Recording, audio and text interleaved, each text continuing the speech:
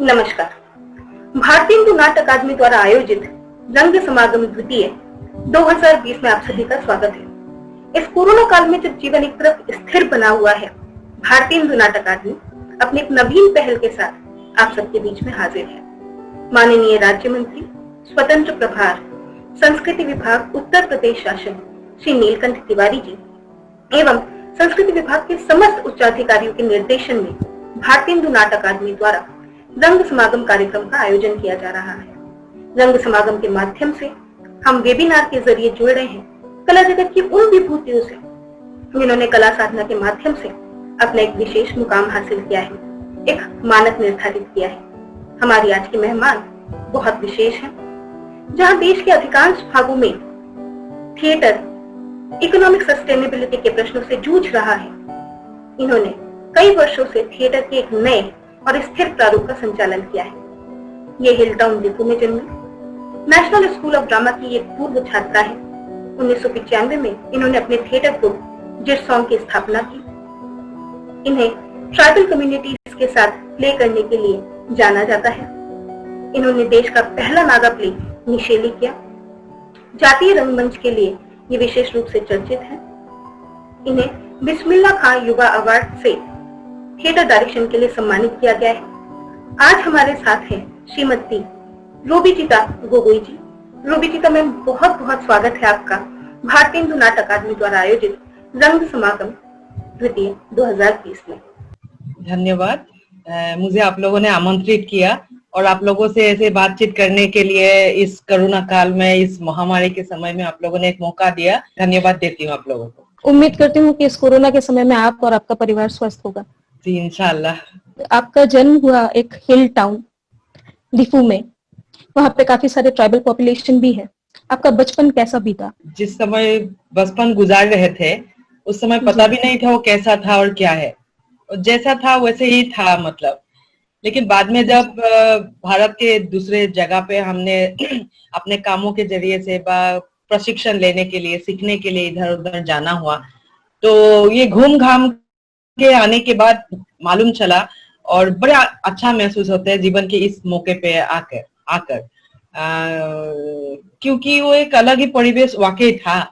क्योंकि वो hill station था और बहुत सारे जनगोष्ठियों की लोग एक साथ निवास करते थे और तो उन लोग उसके जरिए से बचपन से ही अलग अलग कल्चर को देखने के एक तरीका शायद मेरे मन में आ गया था। ये अभी समझ में आता है, उस समय तो ये समझ में नहीं आता था।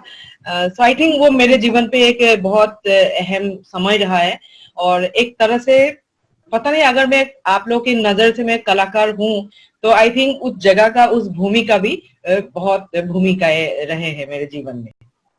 मैम, आपने अपना पहला प्ले 10th स्टैंडर्ड में लिखा, जब आप 10th स्टैंडर्ड में थी। उस प्ले के बारे में हमें कुछ बताइए। वो क्लास 10, 9, 10 में जैसे स्कूल वीक्स होते थे, तो स्कूल वीक के समय पे तो एक बार प्ले करवाने के लिए मेरे स्कूल की टीचर्स ने प्लान किया है। तो उन लोगों ने बोला है कि किसी ने लिखे और 2-3 क्लास को बोला है कि आप लोग अलग अलग ग्रुप बना के उसको करने के लिए प्रयास कीजिए। तो मेरे मन में पता नहीं कहाँ से आया, मैं पहले से नाट्य शिल्प के साथ किसी तरह से मैं जुड़े हुए नहीं थी। मैं कविताओं के साथ, प्रबंधों के साथ, ऐसे लिखन, पेंटिंग, ये सब चीजों के साथ जुड़ी हुई थी। तो मुझे लगा है कि मुझे लिखना चाहिए और थोड़ा सा एक इम्प्रोवाइज, थोड़ा लिखा, ऐसे मिला जुला के एक परफॉर्मेंस हम लोगों ने तैयार किया था। तो वही उस समय पे क्लास 10 स्टैंडर्ड में वो जो हम लोगों ने लिखा था, उसमें एक गुड़िया के कैरेक्टर थी, किरदार थी। वो उसके एक्ट्रेस के, जिसने वो किरदार निभाया था, उनको बेस्ट एक्ट्रेस के अवार्ड मिला था। तो एक तरह से बड़े एनकरेजिंग मोमेंट रहा। जीवन का पहला नाटक है। अभिनय के लिए भी मेरे ग्रुप में जिन लोगों ने अभिनय किया काफी उत्साहित रहा है, क्योंकि अवार्ड भी मिलते तो वो एक तरह से उस समय पे काफी प्रेरणादायक होती है। मैम, आपने नेशनल स्कूल ऑफ ड्रामा में डायरेक्शन स्पेशलाइजेशन ऑप्ट किया। उस समय भी और आज भी लड़कियां बहुत ज्यादा डायरेक्शन में नहीं जाती, तो क्या मोटिवेशन था? आपने कब ये तय किया कि आपको डायरेक्शन ही लेना है? यस, एक्चुअली वैसा रहा। वो जो आप 10th स्टैंडर्ड वाली प्ले की बात कर रही थी, उसके बाद कॉलेज में फिर थोड़ा सा परफॉर्मेंस किया, 11th 12th में किया। फिर उसके बाद एक्चुअली मेरे लाइफ में वैसा हुआ, जब ग्रेजुएशन कर रही थी, ग्रेजुएशन के सेकेंड ईयर और थर्ड ईयर में, तो इंटर यूनिवर्सिटी कॉम्पिटिशन में मेरे नाटक जाने लगा। और मैं तब तक अपने जो हिल स्टेशन में बड़ी हुई थी, डिफू, वहां से मैं गुवाहाटी आ गई थी और गुवाहाटी की एक कॉलेज, हैंडी गर्ल्स कॉलेज में पढ़ रही थी। तो जब 2 नाटक मेरे इंटर कॉलेज यूथ कंपटीशन में गया, यूनिवर्सिटी में गया, और उसमें भी काफी सराहनीय रहा, मतलब उस समय के हिसाब से मुझे खुद को शायद उस समय भी मालूम होता था प्ले बहुत अच्छा नहीं हुआ, हम लोग और अच्छा कर सकते थे, लेकिन फिर भी जो भी हुआ काफी एनकरेजिंग रहा। तो ऐसा अनुभव रहा कि तो इतना कर सकते हैं, मतलब बिना कुछ एफर्ट, बिना कुछ गाइडेंस से। तो थोड़ा थोड़ा लिखने लगा, डायरेक्शन भी करने लगा और नाटक देखने लगा, उसी के अनुभव से जो कर रही थी। तो वही अगर यूनिवर्सिटी लेवल पे एक अच्छे जगह पे आ पा रहे हैं, तो मुझे लगा एनएसडी जाना चाहिए। और जब एनएसडी आने के लिए निर्णय लिया, तो ऑब्वियसली आपको शायद ये मालूम होगा, उस समय पे पेरेंट्स इतना एग्री नहीं कर रही थी पहले इनिशियली। उनको बड़े एकेडमिक फैमिली से हूँ हम लोग, तो उन लोगों को लगा था कि एजुकेशन लाइन में जाना चाहिए, नहीं तो एडमिनिस्ट्रेशन लाइन में जाना चाहिए। तो इसलिए प्रोफेसर बा मास्टर्स, देन पीएचडी, एमफिल, एक एकेडमिक करियर बनाना मेरे पेरेंट्स के लिए जरूरी था, मतलब उनको अच्छा लगता है। तो लेकिन मैंने ग्रेजुएशन खत्म होते ही तुरंत एनएसडी का आया और मैंने भरा और मुझे हो भी गया था। और गुवाहाटी से जब मैं दिल्ली जा रही थी, तो उसी समय से मेरे को मालूम था कि मुझे डायरेक्शन ही करना है, क्योंकि मुझे मालूम था 1 साल का कॉम्बाइंड क्लासेस होगा वहां पे, फिर 2 साल का स्पेशलाइजेशन होगा। तो मैं यहाँ से निर्णय लेके गई थी कि मुझे डायरेक्शन में ही स्पेशलाइजेशन करना है। तो मैम आपका कैसा एक्सपीरियंस रहा एज अ स्टूडेंट वहां पे प्लेस डायरेक्ट करने का, और आपने पास करने के बाद भी एनएसडी में डायरेक्शन किया, तो दोनों का कैसा एक्सपीरियंस रहा? एनएसडी का तो बहुत आकर्षणीय एक एटमॉस्फेयर रहता है, क्योंकि 24/7 आप उसी एटमॉस्फेयर में आप रहते हो, और आपके लाइब्रेरी आपके लिए उपलब्ध था। और इस समय पे आज के तरह इंटरनेट की इतना उपलब्ध नहीं थे एक्चुअली इंटरनेट उस समय पे। तो हम लोग के लिए लाइब्रेरी बहुत बड़ा महत्वपूर्ण चीज था। तो इतना सारा नाटक की प्रतियां आपको एक साथ मिल जाते थे, सारे नाटक मिलते थे, चेकोव पढ़ने के लिए मिला उस समय पे। फिर सिविलाइजेशन के बारे में भी जानना, हिस्ट्री मुझे बहुत अच्छा लगता था, तो काफी सिविलाइजेशन के बारे में जानना, पढ़ना, और ये सारे कुछ अब बहुत ही मेरे लिए आकर्षणीय एक एटमॉस्फेयर रहा। ऊपर से टीचर्स की उस समय पे भी मैं बहुत लकी महसूस करती हूँ।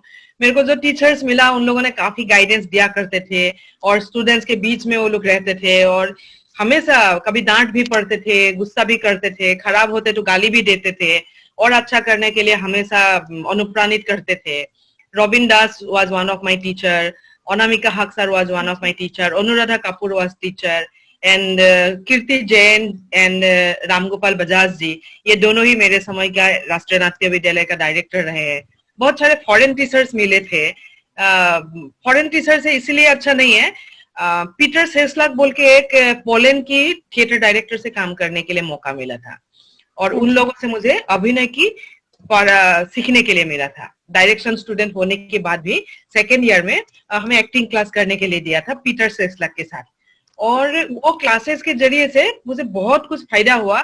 How to teach and what to teach, what not to teach, you know, इतना ऑर्गेनाइज ढंग से उन लोग सिस्टमेटिकली स्टैनिस्लावस के सिस्टम को पढ़ाते थे। तो ऐसे बहुत सारे एक्सपीरियंसेस है।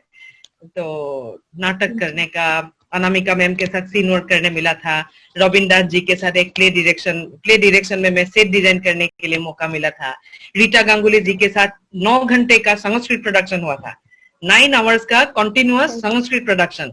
उसमें 3 घंटे मतलब 3 नाटक होता था। तो मैं उसमें कॉस्ट्यूम्स कर रही थी और कॉस्ट्यूम डिजाइन कर रही थी, और मेरा मेन डिजाइनर था अर्चना शास्त्री जी, उनके साथ एसोसिएट डिजाइनर होके मैं उनके साथ डिजाइन कर रही थी। वो इस तरह से बहुत सारे एक्सपीरियंसेस हुआ जो बहुत ही मेरे जीवन पे अहम मानूंगी मैं। मैम आपने कई सारे थिएटर डायरेक्टर्स के अंडर पढ़ाई की एज अ स्टूडेंट, वो आपके टीचर है, कई लोगों के साथ आपने काम भी किया। कोई ऐसे थिएटर डायरेक्टर जिन्होंने आपको बहुत इन्फ्लुएंस किया हो लाइफ में? जी, मैं एकदम से बहुत सारे, हर समय अलग अलग डायरेक्टर से, वैसे आप लोग भी छात्र हो तो आप लोगों को भी मालूम होगा, अलग अलग टीचर से आपको अलग अलग चीजें सीखने को मिल जाता है। वैसा नहीं भी हो सकते। एक गुरु हर चीजों में परिपक्व और एक गुरु से मैं हर चीज सीख लिया, ऐसा नहीं भी है। तो अलग अलग चीजों के बारे में अलग अलग टीचर से बहुत अच्छा सीखने को मिलता था। मैंने जैसे अभी आप लोग के सामने नाम लिया अनामिका हक सर मैम के बारे में, मैं कभी नहीं भूल पाऊंगी। और उन लोग जिस तरह से वो सिखाती थी और जिस तरह से आगे धकेलते थे हम लोगों को, इतना सारा चीजें हमें माफ करते थे, गाली मतलब इतना गलतियां माफ करके भी हमें फिर भी कैसे एनकरेज करते थे, मैं अभी भी सोचती हूँ उसके बारे में। और हर समय साथ में हुआ करती थी। कोई भी दिक्कत है 24/7 फोन करो, स्कूल में है, कभी मीटिंग में है, किसी दूसरे टीचर से बात कर रही है, पीछे जाके हम खड़े हैं, पूछे कि हाँ बोलो क्या हुआ, फिर जाके बोलेंगे तो भी जवाब देती थी। Like that Anuradha Kapoor ma'am हुआ करती थी उस समय पे, और अभी भी वो मशहूर थिएटर डायरेक्टर है भारतवर्ष और इंटरनेशनल लेवल में भी। तो वो भी काफी सिस्टमेटिक ढंग से पढ़ाती थी, और मैम के बारे में तो बोलना ही पड़ेगा, सिस्टमेटिक, हर चीज बहुत सिस्टमेटिक हुआ करते थे।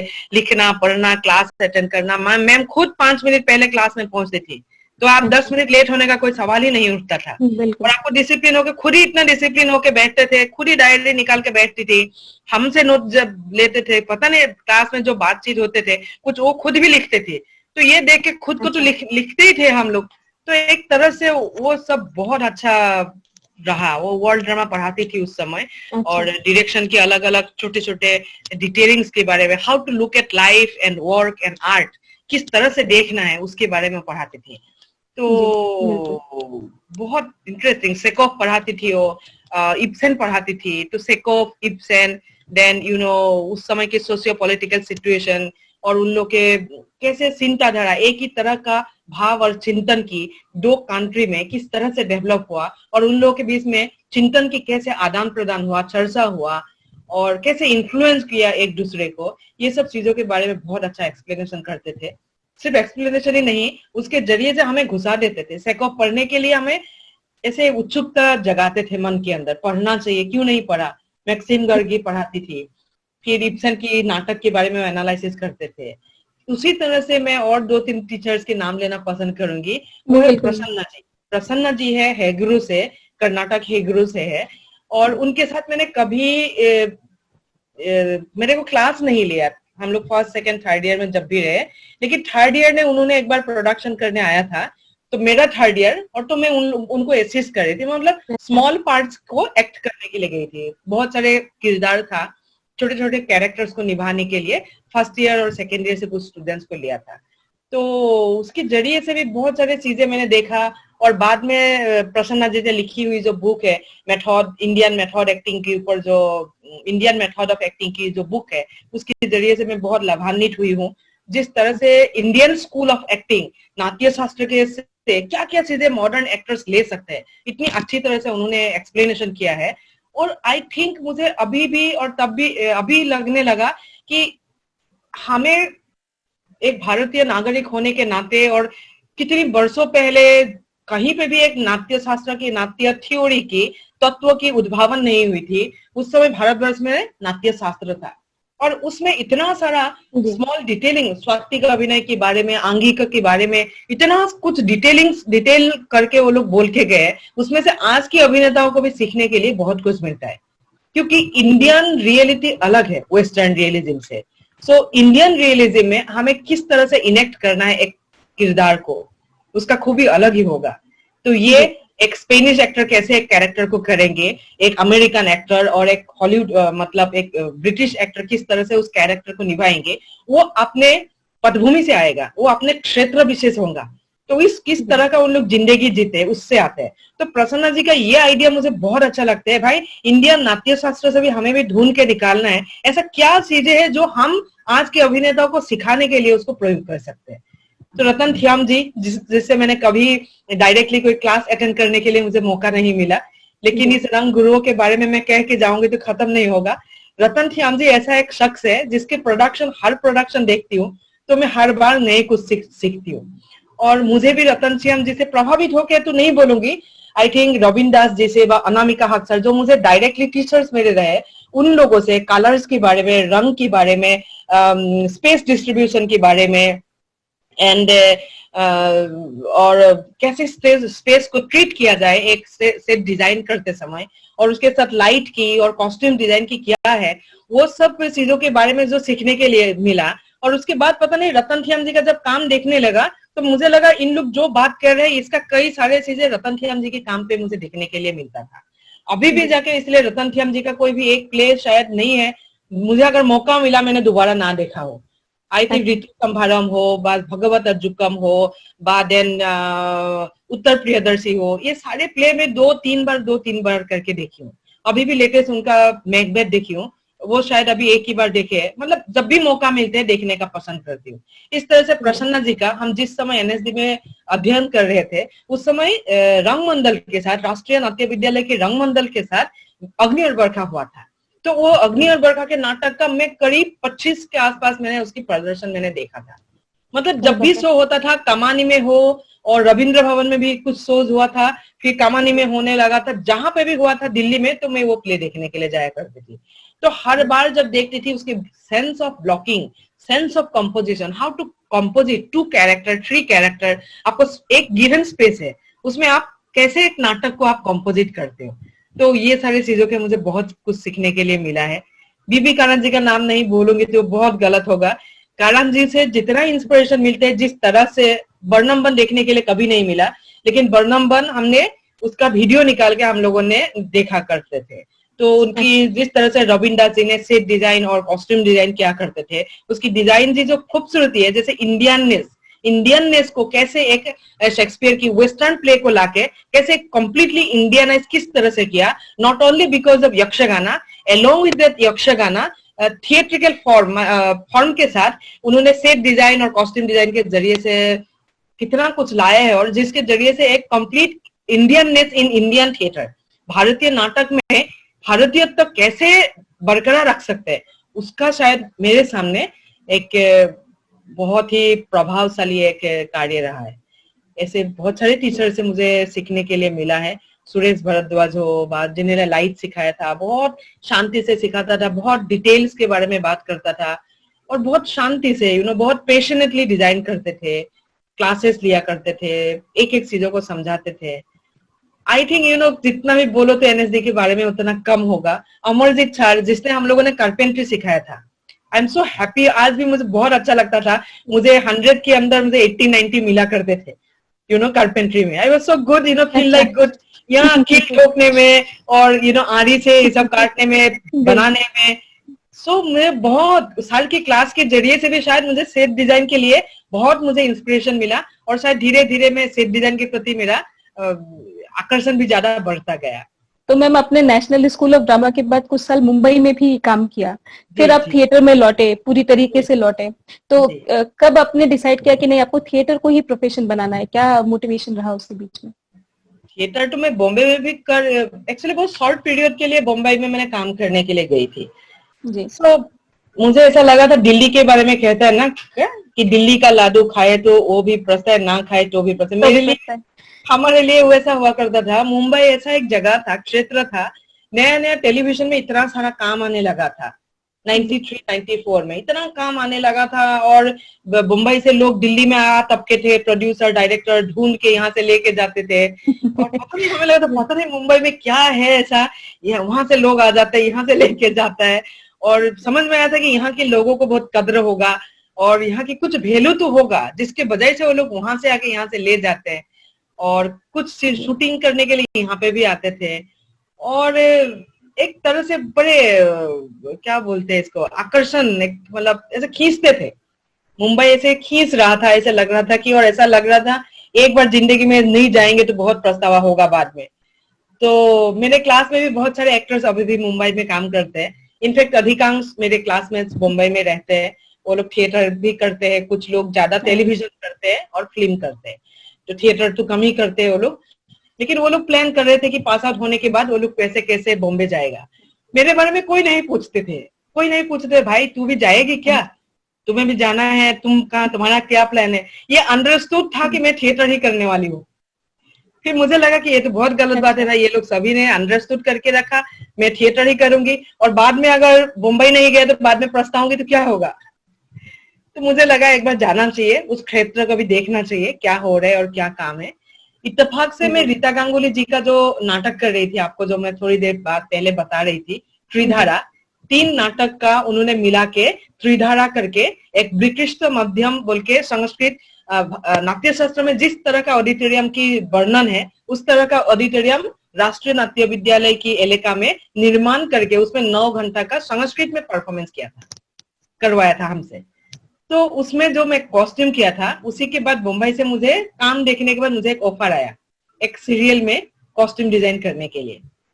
मैं उसी के जरिए से मैं भी काम लेके दिल्ली से मुंबई के लिए मैंने रवाना हुई। तो मुझे भी अच्छा लगा, भाई काम लेके जा रहे हैं मुंबई में और पता नहीं मुझे बुला के लेके जा रहे हैं, तो मैं उम्मीद से थे ये बात, इसलिए मैं गया और टेलीविजन में काम करके देखा वो क्षेत्र किस तरह का है, किस तरह से काम होता है, और मुंबई शहर देखा और उसका काम अलग अलग तरह के किस तरह से शूटिंग होते हैं, अलग अलग सीनियर से मौका मिला उस समय पे, तो देखने को मिला, ये मिला। फिर बाद में मुझे उसी समय लग गया था शायद ये कभी मैं कर सकती हूँ, ये कोई बुरी चीज है नहीं बोलूंगी, लेकिन शायद मेरे लिए नहीं है वो। तो समय राष्ट्रीय नाट्य विद्यालय की डायरेक्टर था माननीय रामगोपाल बजाज जी।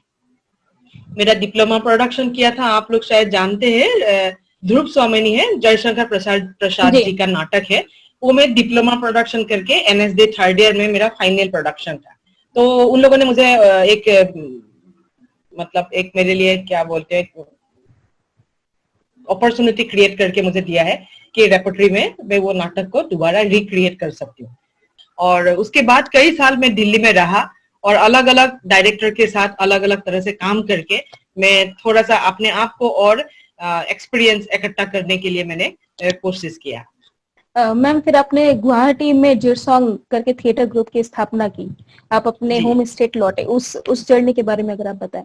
मैं जब दिल्ली में ही काम कर रही थी तो टीचर्स के बाद जैसे बजाज सर ने फिर से रेपर्टरी में आके एक नाटक करने के लिए बोला। फिर जब वो दिल्ली में काफी साल काम करते रहे तो उस समय का और एक जना मेरा गुरु माननीय D.R. अंकुर जी, उनका काफी जोरदार तरह से मेरे लिए ये था कि तुझे वापस जाना चाहिए, यू गो बैक, तुम वापस जाओ, उस क्षेत्र में इतना सारा काम है। अंकुर जी की तरफ से मुझे काफी एनकरेजमेंट मिला कि तुम जाओ, तुमको जाना चाहिए। और मैंने काफी सोचा और मुझे जाना तो था ही, आना तो था ही, ऐसा भी मैंने महसूस किया, लेकिन अंकुर जी ने मुझे काफी एनकरेज किया, तुम जाओ उस क्षेत्र में काम करना शुरू कर। ये जो जिरसोंग की बात है, ये जब मैं राष्ट्रीय नाट्य विद्यालय के 2nd ईयर की स्टूडेंट थी, उस समय ही मुझे समझ में आ गया था थिएटर ऐसा एक क्षेत्र है जिसमें अकेला इंसान कुछ नहीं कर सकते। पेंटिंग हो तो अकेले बना सकते हैं, लिखन करना है तो लिखना है तो फिर आप अकेले लिख सकते हो, तो नाटक आप अकेले नहीं कर सकते हो। तो राष्ट्रीय नाट्य विद्यालय के 2nd ईयर में मैं जब थी, तभी मैं जब समर वेकेशन में अपने होम टाउन वापस आई थी, तो मेरा अपना होम टाउन डिफू में जिरसोंग थिएटर बोल के एक थिएटर कंपनी मैंने फॉर्म किया। तो उसके बाद उसी समय फिर मोहेश एलकुंचवार जी का होली नाम का एक नाटक है, कॉलेज बॉयज के जीवन के ऊपर है, होली नाटक को मैं डिफू में फिर मंचन किया था। फिर इसी तरह से 92 2nd ईयर से मेरा समर वेकेशन व विंटर वेकेशन में जब भी आती थी, विंटर में कम टाइम मिलता था, फिर 5 दिन का 10 दिन का डिफू में वर्कशॉप किया करती थी। लंबे वेकेशन के लिए जब आती थी तब मैं नाटक कर रही थी। तो इस तरह से मेरा संस्था का भी काम थोड़ा थोड़ा आगे बढ़ता रहा और धीरे से मैं 99 के आसपास, एक्चुअली मुंबई पास आउट हुआ मैंने 97 में ही मैंने मुंबई को यार कुछ महीना रही और 98 कंप्लीटली मैं दिल्ली में रही और 99 के आसपास में वापस बॉम्बे, माने पास आउट होने का 2 साल बाद मैंने फिर गुवाहाटी आके पहुंच गई थी। फिर मैंने गुवाहाटी में धीरे धीरे काम करना शुरू किया, डिफू में भी काम किया, गुवाहाटी डिफू ऐसे में करता रहा। उस शुरुआत की फेज में आप जो मुझे बोल रहे थे आप मेरे बारे में, बहुत सारे जनजाति और जनगोष्ठियों के साथ मैंने काम किया। वो मेरा जीवन का एक काफी इम्पोर्टेंट समय रहा मेरे लिए, और क्योंकि मैं खुद ही एक ऐसा काम में पली बड़ी थी जिसमें अलग अलग कल्चर, अलग अलग नृत्य शैली, अलग अलग संगीत की शैली, गायन शैली, नैरेटिव फॉर्म्स को मुझे देखने के लिए मिला था। तो आने के बाद मेरे दिमाग में था कि मुझे नहीं, ये इन लोगों की भाषाओं में मुझे काम करना है, आसमीज में मुझे करना ही है। होली मैंने जैसे किया आसमीज में ही किया था। फिर मैंने आके यहाँ का जो लीजेंड है, फोक टेल्स है, हिस्ट्री है, इसमें से मैंने स्टोरीज ढूंढ के नाटक करना मैंने शुरू किया था। उसमें से मेरा पहला प्ले रहा रोंगफारपी रोंगवे बोल के प्ले रहा। ये एक मिडिल एज का समय का एक स्टोरी है जिसमें राजा एक लीजेंड है। ये एग्जैक्टली हिस्ट्री नहीं बोल सकते हो, हिस्ट्री की तरह है, अलग अलग हिस्ट्री में इस चीजों के बारे में रेफरेंस है, बहुत सारी हिस्ट्री में रेफरेंस है। और ये जो लेडी कैरेक्टर है, मुख्य भूमिका एक लेडी है, कारेंग रोंगफारपी है इस कैरेक्टर के नाम, और वो कार्बी जनगोष्ठी के ऊपर है, कार्बी जनगोष्ठी की लीजेंड है। राजा एक टाइगर का काप पालता था और टाइगर एक बार बीमार पड़ता है, तो टाइगर को खिलाने के लिए उनकी असिस्टेंट्स को, उनकी चमतरियों को भेजते थे, बोलते थे कि जो प्रेग्नेंट महिला है तो वैसा आप किसी मातृ दुग्ध तो आप उस काप के लिए लाना है। तो ऐसे जब राजा के लोग जो ऐसे ही दुग्ध लाने के लिए जाते हैं, मातृ दुग्ध, तो उस समय एक मातृ, बहुत सारे लोगों ने ऐसे राजा का बात मान के दे दिया करते थे। और आज उस दिन आया है कि कारेंग रोंगफारपी को अपना दूध निकाल के देना है। तो कारेंग रोंगफारपी ने अपने राइट्स के बारे में उस दिन बात किया और कारेंग रोंगफारपी ने मना किया कि मैं नहीं देने वाली हूँ। So this is the one voice in the whole Karbi community जिसमें वो पहली बार शायद हिस्ट्री में राजा के खिलाफ, और वो भी मिडिल एज है, मिडिल एज में राजा के खिलाफ, जिसमें राजा बहुत पावरफुल हुआ करता था, एक तो उस राजा के विरुद्ध विद्रोह करने के लिए हिम्मत जुटाई। और उसने सिर्फ अकेले हिम्मत नहीं उठाए, जो राजा के लोग आया था उनके साथ उन्होंने फाइट किया, उनको भगाया और अपने कम्युनिटी का जितना लोग था उस गांव से उन लोगों को भगा के लेके चला गया, लेके जाके दूसरे जगह पे उन लोगों ने जाके गांव का निर्माण किया, बस रहने लगा। तो एक तरह से प्रतिवादी सत्ता का कहानी है और एक तरह से हर तरह से एक वोमेन के लिए बड़े इनकरेजिंग स्टोरी लगा मुझे। तो मुझे लगा वो स्टोरी करना है, तो ये इसके ऊपर मैंने स्क्रिप्ट लिखवा के कार्बी भाषा में मैंने करना किया। मैम, आपने काफी ट्राइबल कम्युनिटीज के साथ काम किया, जैसा भी आपने बताया, आपने नागा प्ले भी किया, देश का पहला नागा प्ले निशेली किया। ट्राइबल कम्युनिटी में काम करते हुए आपको किसी तरह का सोशल चैलेंजेस फेस करना पड़ा या कैसे लोगों का रिस्पांस मिला, कितने ओपन रहे बाकी लोग उसको एक्सेप्ट करने में? ये थोड़ा अच्छा, पहले एक तो क्लियर करना चाहती हूँ, ठीक, पहला आधुनिक प्ले तो है शायद, लेकिन वो शायद उन लोगों की तरफ से आना चाहिए ये बात, कौन सा प्ले उन लोगों का पहला नाटक है, बाकी तरह से होगा। लेकिन फिर भी एक तरह से देखा जाए 99 में वहां पे जाके मैंने जो एक जोनल कल्चर सेंटर होता है उन लोगों के साथ मिल के मैंने उन लोगों को बहुत कन्विंस किया कि नागालैंड में इतना अच्छा डांस का ट्रेडिशन है, संगीत का ट्रेडिशन है, उन लोगों के, आप लोगों का एक फोक टेल को लेके हम लोग ऐसे नाट्य परंपरा का भी हम शुरू कर सकते हैं। तो परंपराओं का तो शुरू नहीं किया जा सकता है, लेकिन एक नई तरह से एक आधुनिक दृष्टिकोण से शुरू किया जा सकता है। मैं अभी भी ऐसा मानती हूँ और मैं उम्मीद करती हूँ नॉर्थ ईस्ट की ये जनगोष्ठियों के बीच में बहुत सारे नैरेटिव फॉर्म्स है, वो अनदेखा रूप में है, अलग अलग तरह से छुपे हुए हैं कल्चरल प्रैक्टिसेस के बीच में। I hope within few days, years, कुछ सालों के अंत, कुछ वर्षों के अंत में जाके रिसर्चर्स इस तरह का चीजों को और हमारे लिए, हम लोगों के लिए, देशवासियों के लिए और उपलब्ध करवाएंगे, क्या क्या चीजें उन लोगों के बीच में उपलब्ध है। लेकिन उन लोगों को कन्विंस करके मैंने उस समय पे एक नाट्य कार्यशाला का अरेंज किया और उसी कार्यशाला में जाके नागालैंड का वो नाटक जो है निशेली, एक सेमा नागा का फोक टेल है, उस फोक टेल के ऊपर हम लोगों ने एक परफॉर्मेंस किया। बाद में वो परफॉर्मेंस काफी सराहनीय भी रहा, काफी जगह उनकी शोज हुआ, वहां पे भी जितना हो सके संभव हुआ हम लोगों ने शो किया। बाद में उस समय आपकी वो सीडी वाला आ गया था, तो सीडी फॉर्म में भी वो गांव में उस प्ले का काफी, क्योंकि वो अपना स्टोरी था ना, तो एक कोरियन फिल्म देखना एक हिंदी फिल्म देखने से वो बहुत अलग ही अनुभव होगा, अपना ही एक स्टोरी अपना ही लैंग्वेज में वो लोगों को देखने के लिए मिल रहा था। तो वो है नागा प्ले का ये चैलेंजेस तो रहते हैं, बहुत सारे चैलेंजेस रहते हैं। आप बहुत ही मुश्किल है कहना, लाइक यू नो, एक तो आप उनका कभी ये नाटक के साथ उनका कोई लगाव नहीं रहता है, मतलब कोई संपर्क नहीं रहता है, इस तरह का परंपराओं का साथ इतना ये नहीं रहता है, क्योंकि नृत्य जो है वो लोग परंपरागत रूप से ट्रेडिशनली वो लोग सीखते हैं और वो उसी तरह से वो लोग करते हैं, आपस में करके करके करके वो लोग सीख जाते हैं, उसमें करेक्शन की गुंजाइश बहुत कम होता है। एक फ्री फ्लो है, फ्री फ्लो में वो लोग करते हैं। बस बचपन से देख के अपने शरीर में वो नृत्य की जो अंगी भंगी है वो अपने शरीर में आ ही जाता है। तो नृत्य उनका ऐसे है। गायन शैली का भी उनका जो है वो लोग प्रैक्टिस करते रहते हैं। सीनियर सिंगर जो गाते हैं, जूनियर्स बैठते हैं, बैठ के वो लोग सीखने लगता है, तो धीरे धीरे जूनियर सीनियर बन जाता है। तो ऐसे ही एक सर्कल जैसा चलते रहते हैं। लेकिन नाटक उन लोगों के लिए हर समय मेरे साथ ऐसा हुआ, जब भी मैंने कार्बी के साथ किया, फिर देन ये नागा के बीच में भी मैंने जब किया, तो ये थोड़ा सा ऐसा तो रहा को उन लोगों को थोड़ा सिखाने वाला जैसा करना भी पड़ता है। मैं समझ पाती थी कि ये बहुत सिखाया नहीं जा सकता है, क्योंकि उनके खून में नहीं है, एक तरह से उनके लिए बहुत नया है, तो एकदम से सिखा देना भी बहुत मुश्किल है। लेकिन काफी स्ट्रगल भी रहते हैं, चैलेंजेस रहते हैं, उनकी माइंडसेट अलग तरह से रहते हैं। और अधिकांश समय मैंने फोक आर्टिस्ट के साथ ही काम किया। डांस ग्रुप से था, यंग यूथ डांस ग्रुप का मेंबर था, गाने का ग्रुप का मेंबर था। तो उनका गाना और नाच तो बहुत अच्छा था, लेकिन एक्टिंग सिखा देना बहुत मुश्किल था। तो वो इसलिए मैंने कभी सिखाने के लिए बहुत ज्यादा प्रयत्न भी नहीं किया था। थोड़ा सा एक स्वतःस्फूर्त अपने तरह से वो लोग कितना एक्वायर कर सकते हैं और उसमें मैं कितना मदद कर सकती हूँ, उसके जरिए से मेरा दोनों ही नाटक, रंगफाड़ रंगवे हो और निशीली हो, ये दोनों ही नाटक मैंने काफी संगीत और गीत प्रधान रहा।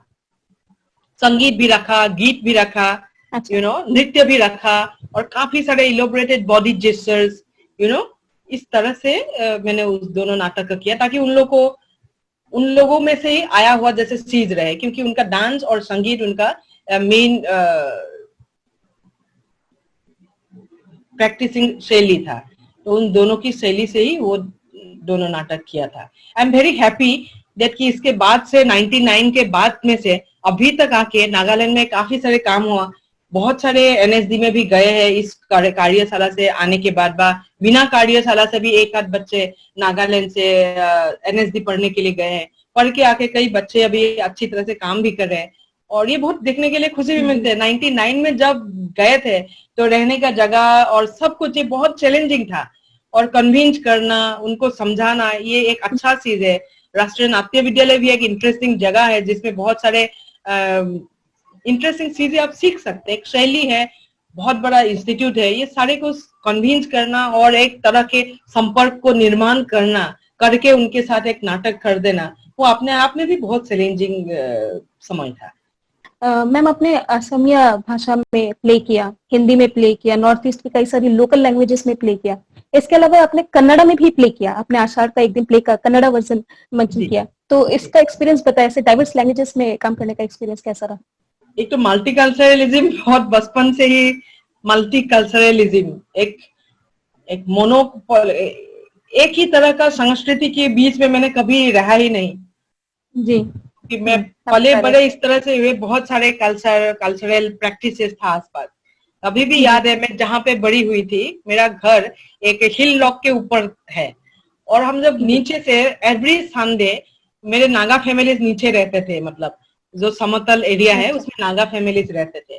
तो उन लोगों के घर से जो साउंड आता था, कार्बी लोगों का जो गीत की संगीत की जो ये है, तो एक मल्टीकल्चरलिज्म शुरू से ही था, तो इसलिए वो फिर अलग कभी महसूस नहीं हुआ। अभी मैं खुद जब देखती हूँ 7-8 लैंग्वेज में मैंने नाटक किया, अभी मैं खुद को लगता है मैंने कैसे किया, लेकिन जब करने के लिए लेती थी कभी मुझे टेंशन नहीं हुआ ये कैसे करेंगे। कार्बी करने लिया, मैं हर लैंग्वेज को थोड़ा थोड़ा उस समय पे सीख लेती हूँ जितना हो सके, और मैं समझने के लिए कोशिश करती हूँ। तो कनाडा में भी करने गया, वैसे नागा में किया, बोडो में किया, कार्बी में किया, असमीज में किया, हिंदी में किया, तो ऐसे बहुत लैंग्वेज गया, इंग्लिश में किया।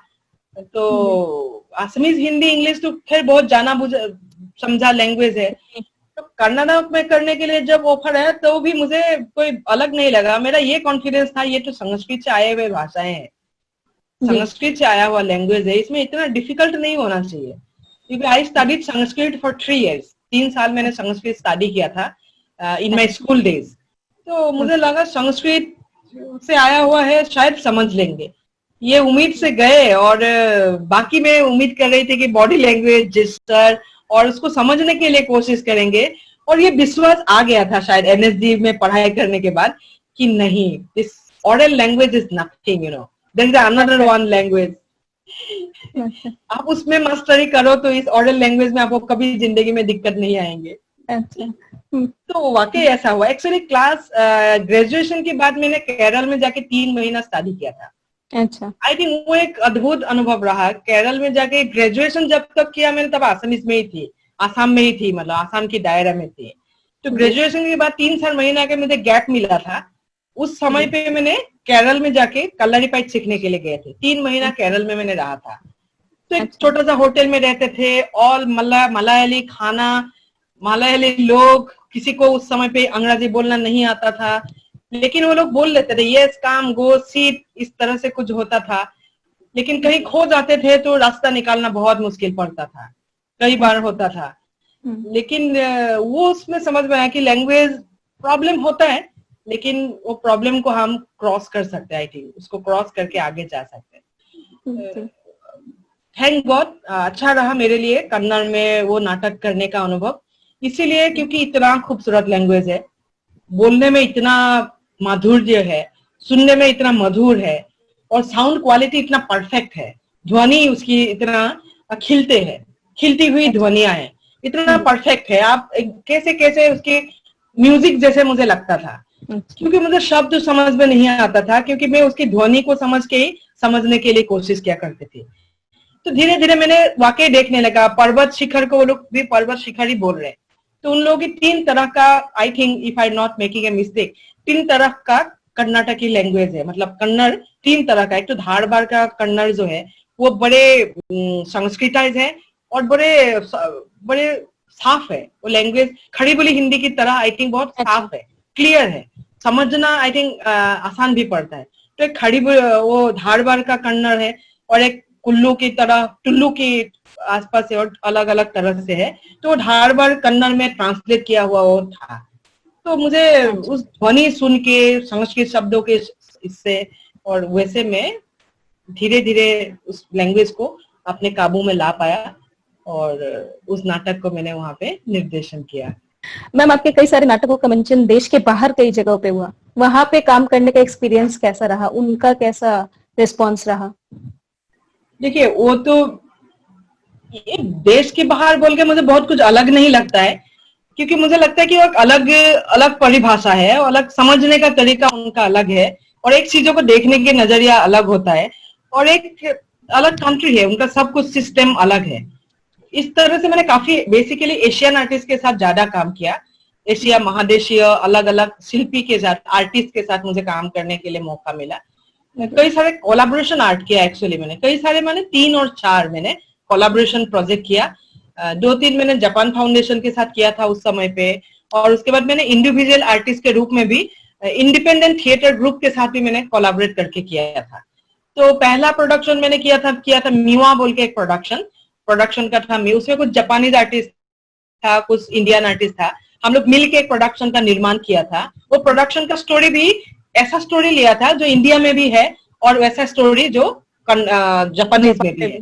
तो वो आप लोग भी शायद जानते हैं, चंपावती का जो स्टोरी है, फोक टेल है, जिसमें एक लड़की को एक सांप के साथ शादी दिया जाता है। ये मान के दिया जाता है कि सांप उसको बहुत सुखी रखेगा। वो कहीं किसी के सपनों में आया था, और वो सांप उसको बहुत ज्वेलरी देते हैं, ये करते हैं। किसी स्टोरी में वो सांप उस लड़की को खा लेते हैं, और किसी स्टोरी में सांप उसको बहुत अच्छा से रखते हैं। तो ये फोक लोर तो ऐसा ही है कि हर जगह पे आप फोक लोर का अलग अलग वर्जन मिल जाते हैं। और लोक कथा मतलब लोक के बीच में, इंसान के बीच में घूमे हुए कहानियां हैं, तो घूमते घूमते कहानियां का मोड़ बदल देते हैं। तो इस तरह से ये कहानी जापान में भी है, कर्नाटक में है, आसाम में है, बंगाल में है, बांग्लादेश में है, बिहार में है, अलग अलग जगह में ये कहानी है। तो उस कहानी के ऊपर हम लोगों ने पहला नाटक किया था। मेरा पहला collaboration work with Asian artist में से जापानीज आर्टिस्ट के साथ था। तो अच्छा लगता है। उसी समय मुझे न्यू थिएटर के साथ एक्सपोजर मिला। मैं 2.5-3 महीना न्यू थिएटर को मुझे करीब से देखने को मिला था। न्यू थिएटर किस तरह से प्रैक्टिस करते हैं, न्यू थिएटर किस तरह का है, उसकी लैंग्वेज कैसा है, क्या सिखाना चाहते हैं, उनकी आर्टिस्ट की प्रैक्टिस क्या है। तो 2.5 महीना का मुझे ये एक प्रोसेस मिल गया था। फिर बाद में मुझे काबुकी थिएटर के साथ मिला, तो काबुकी थिएटर मुझे काफी देखने के लिए मिला, काबुकी आर्टिस्ट के साथ इंटरेक्शन करने के लिए मिला। तो ये सारे अनुभव काफी काम पे, अलग अलग रूप में अपने काम पे बाद में काफी असर किया होगा मेरे लाइफ में।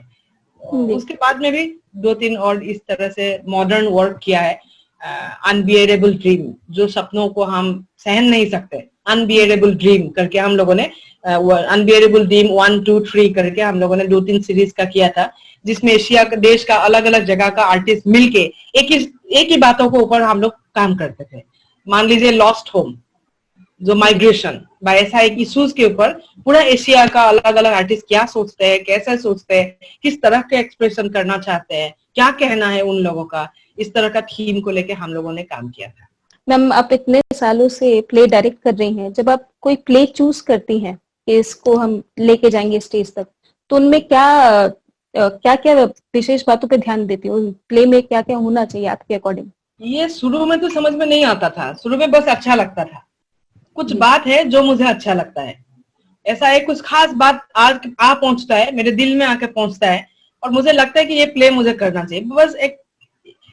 लेकिन पता नहीं, वो मेरा बचपन से ही, एक बचपन से नहीं बोलूंगी, कॉलेज डे में काफी सोशियो पॉलिटिकल मूवमेंट्स के साथ में इन्वॉल्व तो कहाँ रही, देखा काफी नजदीक से आसामीज पॉलिटिकल हिस्ट्रीज को ऑब्जर्व करने के लिए मुझे मौका मिला, सोशल चेंजेस को देखने के लिए मौका मिला, और I was a political science student, so I keep interest in socio political changes, वो कैसे होता है, समाज कैसे बदलते हैं, किस चीजों से बदलते हैं, वो बड़े इंटरेस्टिंग रहता था। इस तरह से जाके ध्रुव स्वामिनी जो प्ले है, आप लोग शायद जानते हैं उसकी कहानी, प्रसाद जी का नाटक मेरे हाथ में आया और बस मुझे अच्छा लगा। एक वार होते हैं, दो राजाओं के बीच में लड़ाई होते हैं और उसमें नारी ऐसे ही एकदम आसानी से वो बली हो जाती है, एकदम आसानी से उसको टेकन फॉर ग्रांटेड ले लिया जाता है। Being a woman, definitely I think मेरे सबकॉन्शियस माइंड में वो था ही। तो इस तरह से मेरे लाइफ में ध्रुव स्वामिनी आई और ध्रुव स्वामिनी के जरिए से फिर मुझे लोगों ने काफी एनकरेज किया, मुझे प्रशंसा तो मैं नहीं बोलूंगी, अच्छा काम, शायद मेरे से अच्छा काम होने का ऐसा कुछ संभावना उस समय देखा था, बाद में किया मुझे पता नहीं है लेकिन मुझे लगा हाँ, मैंने भी अच्छा एक प्ले शायद सुना और मैंने भी थोड़ा सा किया तो प्ले अच्छा बना। फिर वापस आके मेरा second play, major second play रंगफारपी रंगबे रहा, जो ट्राइबल प्ले आपको बोल रही थी, वो जो मातृ दुग्ध लेने का जो कहानी है, फिर वो एक ओमेन कैरेक्टर आके मेरे जीवन में आए, वो कारेंग रंगफारपी। फिर इस तरह से अलग अलग समय पे इस तरह से कहानी आते रहा। मामनी रायसम गोस्वामी की एक कहानी फिर से आया, देवी पीठर टेस्ट। मामनी रायसम गोस्वामी एक आसाम की बहुत मशहूर नॉवेलिस्ट है, आसाम का ही नहीं है वो, उनकी काफी लेखन हिंदी पूरा वर्ल्ड में काफी ट्रांसलेशन हुआ है। उनका एक किरदार आया, फिर उसका नाम है पद्मप्रिया। पद्मप्रिया को एक बार शादी दे देते हैं, शादी के बाद में उसका पति अपने पीठ में एक सफेद दाग के बजाय से उसको तुरंत वापस भेज देते हैं। फिर वो लड़की बाद में खुद ऐसे स्टैंड लेती है, एक पुजारी की फैमिली के होने के बावजूद भी वो कभी उस पति के घर में और वापस नहीं गया, जबकि पति कई बार उसको लेने के लिए आया। तो वो अपने तरह से वो लेडी अपने आप को कैसे एम्पावर किया, वो बहुत पुराने 19 लिखे तो उन्होंने 1980s 90s के आसपास, लेकिन वो पुराने समाज की स्टोरी है। तो वो किरदार आके पहुंचा। तो इस तरह से कहीं ना कहीं मेरे नाटक में देखा जाए तो एक वुमेन कैरेक्टर आके पहुंचते हैं, एक तो बड़े चैलेंज लेती है, नहीं तो कुछ फाइट करने के लिए जाती है, नहीं तो क्वेश्चन उठाती है, जैसे कारेंग रंगफारपी ने क्वेश्चन उठाया। ये जो देवी पीठर टेज वाली जो लड़की है पद्मप्रिया, तो आपने आपको कैसे एम्पावर किया। तो ऐसा स्टोरीज मुझे आकर्षित करते हैं।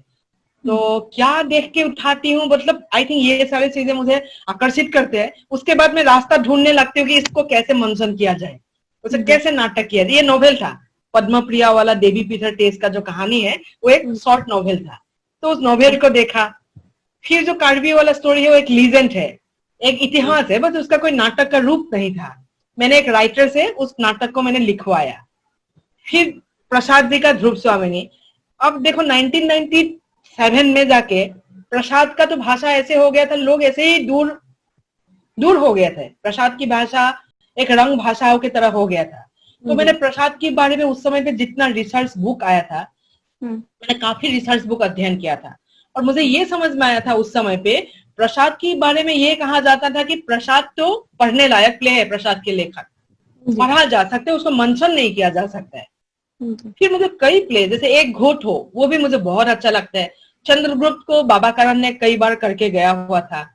तो ध्रुव स्वामिनी भी पहले भी हुआ होगा कभी, लेकिन मेरे उसका इतना जिक्र मेरे अभी भी याद नहीं आ रहा है।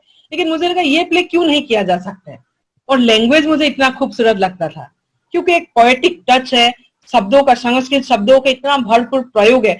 संस्कृत शब्द होने से लैंग्वेज में बहुत एक कलर आ जाता है, एक रंग लाते हैं, एक सौंदर्य, एक अलग ही सौंदर्य लाते हैं, जैसे उर्दूवाइट हिंदी होने से जो होते हैं।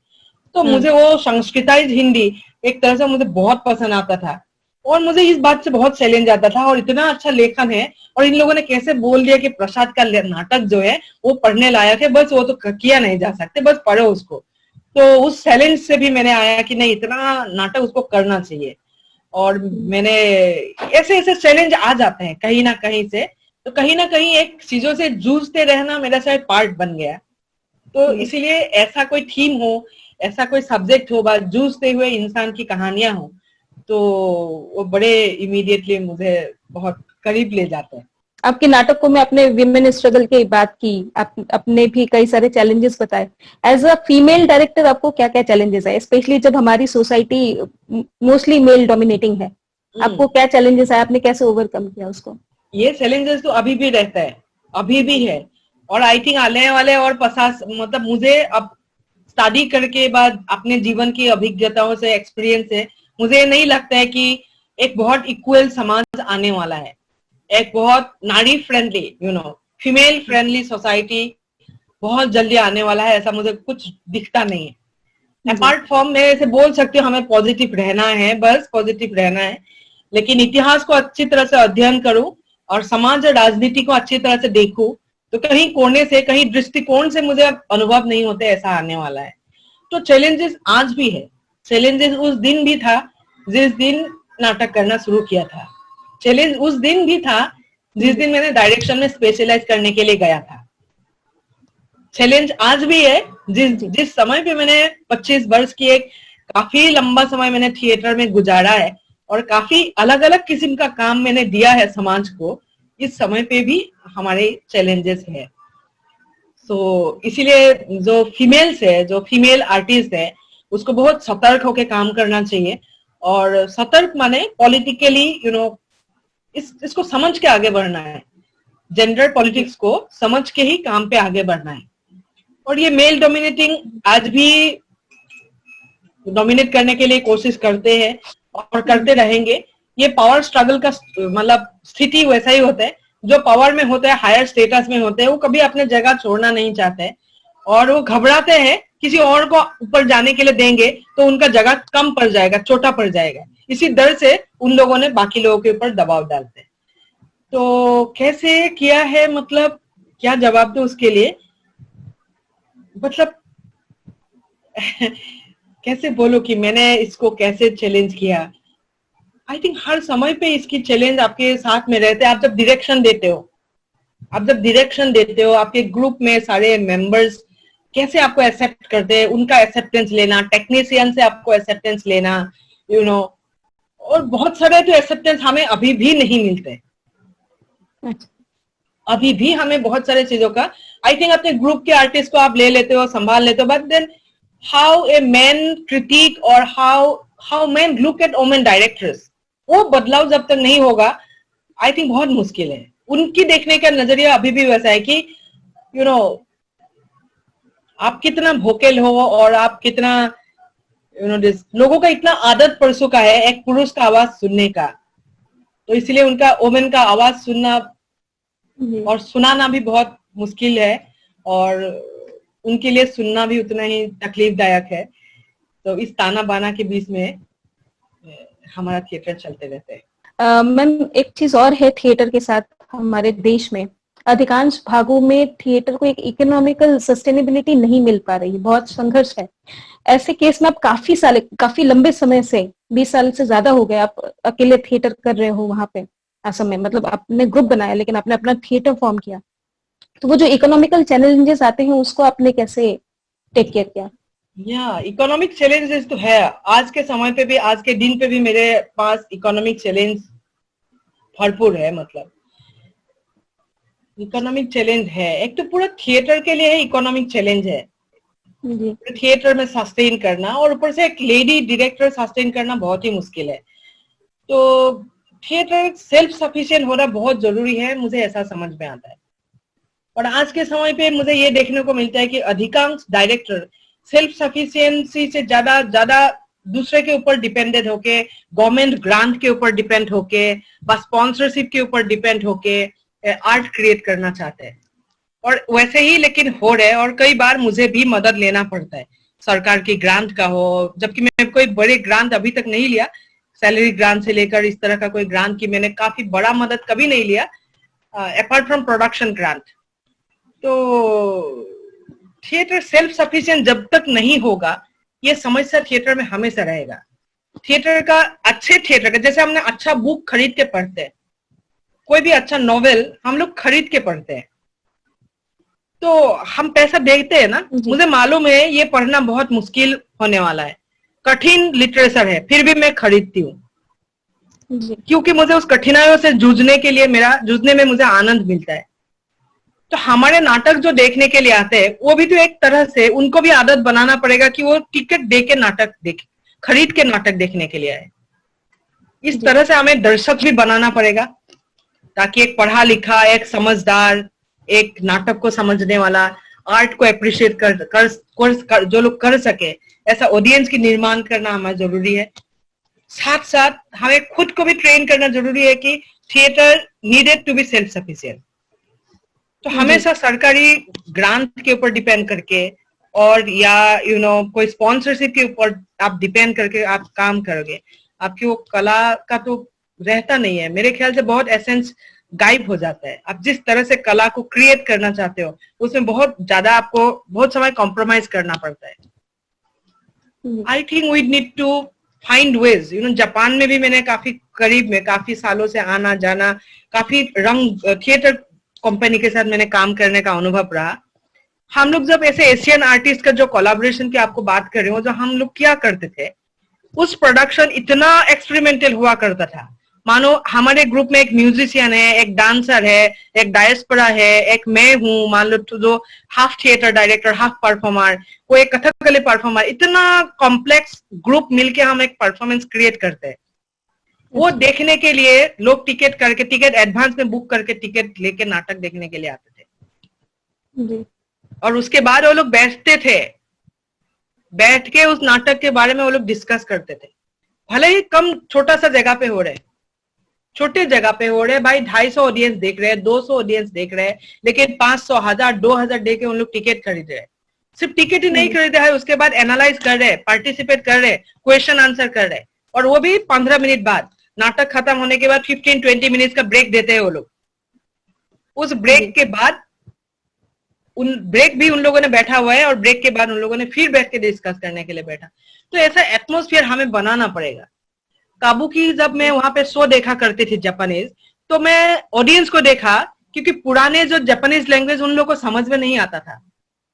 तो अभी का जापानीज बदल गया, तो अभी का भाषा वो लोग बोलते हैं। तो पुराने जापानीज क्योंकि जब समझ में नहीं आता था, तो पुराने जापानीज से नए जापानीज में, आधुनिक जापानीज में उस नाटक का ट्रांसलेशन मिलता था। उसका बुक ऑडियंस में, ऑडिटोरियम में घुसने से पहले सेल्फ से लेके आता था, जिसको भी जरूरत है। वो टेक्स्ट, वो टेक्स्ट देख के वो लोग नाटक देखते थे। तो सोचो, ऐसा एटमॉस्फेयर तो बना है ना। अभी कौन नौटंकी देखने के लिए ऐसे जा रहे भाई?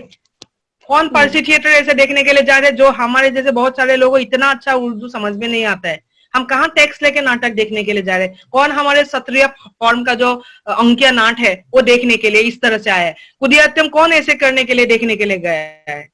तो ऐसा एटमॉस्फेयर हम लोगों ने, मेरे ख्याल से, पता नहीं, मेरे ना समझ भी हो सकता है ये बात, मुझे लगता है कि हम शायद फेलर रहे हैं ऐसा एटमॉस्फेयर बनाने में। और पता नहीं, इंडियन फेलर भी नहीं बोलना चाहिए, इसलिए शायद एक तरह से देखा जाए, अभी गुजर गए हमारे ज्येष्ठ पितामह समान इब्राहिम अलका जी, 1950s के आसपास है टू मॉडर्न थिएटर का। अभी 1950s में तो आषाढ़ का एक दिन आया है, हमारे इनका आषाढ़ का एक दिन आया मोहन राकेश जी का, फिर इनका कौन सा है, धर्मवीर भारती जी का अंधा युग आया, आधे अधूरे आया। ये तो मॉडर्न नाटक का हिस्ट्री फिर हिंदी में भी देखा जाए 1950s में शुरू हुआ। तो एनएसडी उस समय पे आया, अलकाजी आया, एक ट्रेंड बनाया। फिर बाबा करण के समय पे एक और नया मोड़ आने लगा। फिर रोज थिएटर आने लगा, theatre going back to roots with the help of Sangeet Natak academy, like Habib Tanvir जी और ये सारे के.एन. पानिक्कर जी हो बा रतन जी हो बा हबीब तनवीर जी, इस तरह का जो गिरीश कर्नाड जी का जो लेखन आने लगा, ये 1950s 60s 70s तक ऐसे रहा। तो वो तो गोइंग बैक टू रूट्स चलता रहा उतना समय तक। पता नहीं, बहुत सारे स्ट्रगल है, इंडियन फ्रीडम स्ट्रगल, और हम लोग लेट ही है उस तरह से। तो लेट माने इन द सेंस कि जब भी जागो सवेरा जैसा ऐसे मान के हम खुश रहते हैं। ऐसा परिवेश, ऐसा एटमोस्फियर हमारे देश में अभी तक क्रिएट नहीं हुआ है कि भाई ना जो समझ में नहीं है जो उसका टेक्स्ट बुक लेके हम उसका नाटक देखें और नाटक के बारे में हम टिकट करके नाटक देखें और नाटक के बाद डिस्कस करें। ऐसा एटमोस्फियर हम लोगों ने नहीं आया। मैं उम्मीद करती हूँ जल्दी ऐसा आएगा। अभी काफी सारे बदलाव आने लगा। दिल्ली में भी देखने लगा मैं, काफी स्मॉल ऑडिटोरियम की निर्माण हो रहे।